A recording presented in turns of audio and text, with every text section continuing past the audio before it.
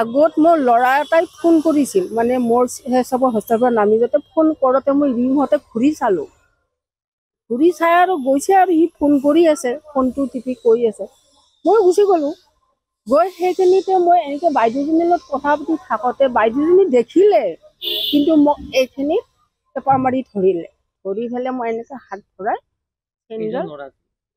ল'ৰা সেই সময়ত এজনে আছিল, কিন্তু অকণমান আগত বাইকত ল'ৰা এটাই বহি আছিল, মানে জাষ্ট মানে গোপাল নগৰ ফালে সেইটো কৰি আছিল। হয়, নাই হেলমেট পোৱা নাই, একদম ধুনীয়াকৈ স্পষ্ট মানে দেখা পায়, কিন্তু মই ল'ৰাটো চিনি নাপাওঁ।